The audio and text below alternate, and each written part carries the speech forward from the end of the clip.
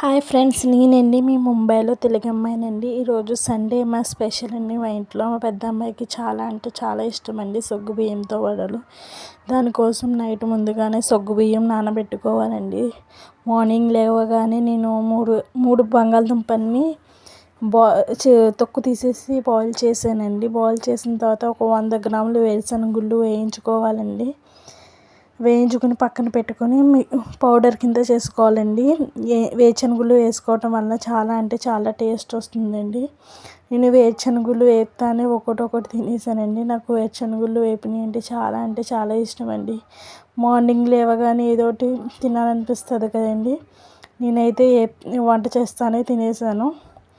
తర్వాత ఈ వేరుశనగుళ్ళు, బంగాళదుంప, సాబుదానా వడకి రెడీ చేసుకుంటాకి ఇవన్నీ రెడీ చేసి పెట్టుకున్నానండి. బంగాళదుంప వెలిపేసి పక్కపెట్టుకున్నాను.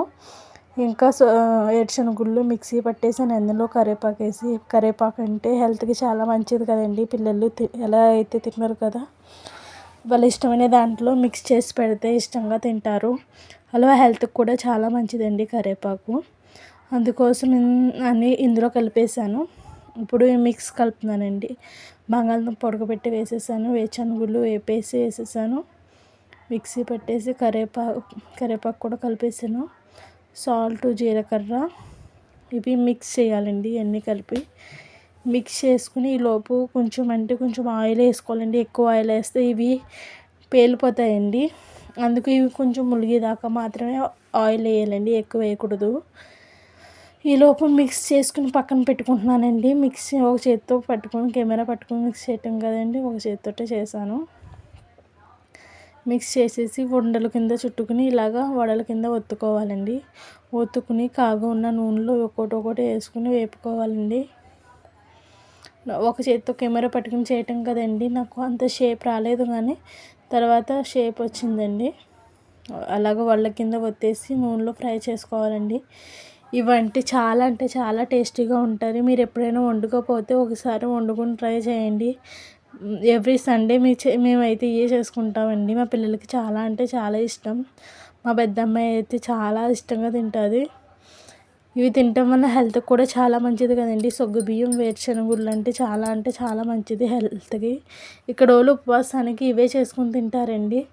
సగ్గు బియ్యంతో ఎన్ని ఐటమ్స్ చేసుకుని తింటారు. ఇగో వేపేసానండి. ఎంత క్రిస్పీగా వచ్చాయండి. ఇవి చట్నీతో తింటే చాలా టేస్టీగా ఉంటుందండి. అలాగ అన్ని వడలు వేసేసుకుని పక్కన పెట్టేసుకున్నాను. అయినా ఓ పక్కన వేస్తూ ఉంటే ఓ పక్కన కుక్కలు ప్లేట్లో వేసి ఇచ్చేసానండి. మా ఇంట్లో అయితే మొత్తం అయ్యేదాకా ఆగరండి. వేస్తూ ఉంటే తింటూ ఉంటారు.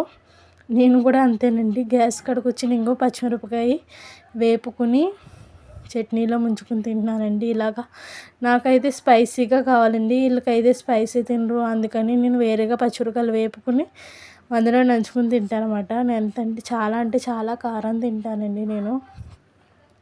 టిఫిన్ అయిపోయాక వంట చేయాలి కదండి. వంటకి ఈ కోడిగుడ్లు కూర వండాను మా పిల్లలకి, మా మావయ్య గారికి. కోడిగుడ్ల కూర వండేసాక ఈయన నాటుకోడి తెచ్చారండి. నాటుకోడి ఒక కోడి మొత్తం ఇంతే కూర అయింది చూడండి. కోడి కేజీకి కొంచెం ఎక్కువ వచ్చిందంటండి. అది స్కిన్ తీసేసి చేసినప్పటికి ఇంత అయిందండి కోడి కూర. నాటుకోడి కూర అన్నమాట. మా సండే స్పెషల్.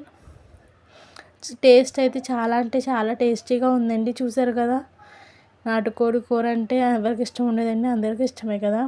ఇవి తింటూ ఉండగానే మా వారు మధ్యాహ్నం ఇంటికి వచ్చినప్పుడు కిందకి వెళ్తారండి. సండే ఇంటికి వచ్చినప్పుడు ఐస్ క్రీమ్ తెచ్చారండి పిల్లలకి.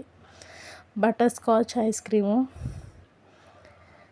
దీని కాస్ట్ అయితే 300 అండి. 1 బై 1 అది ఒకటి కొంటే ఒకటి ఫ్రీ అని ఇస్తారు. ఒకటి 150కి ఇచ్చేస్తారు. నేను ఈలోపు బట్టలు ఉతికేసి ఆరేసానని మా పిల్లలకి ఏదో ఒకటి తింటాక అడిగారని అమ్మాల ఇంటికి నుంచి పంపర్ పనసకాయ తీసుకొచ్చాను. అవే ఒలిచి పెట్టాను. ఇగోండి మా పావురాలు ఎంతవరకు వచ్చినాయో చూడండి. కొంచెం పెద్ద అయిపోయినాయండి. ఇవాళ రేపు వెళ్ళిపోతాయండి, పెద్దగా అయిపోయినాయి. దాని తర్వాత ఇల్లు క్లీన్ చేసేసుకున్నాను. నా పని అయిపోయింది.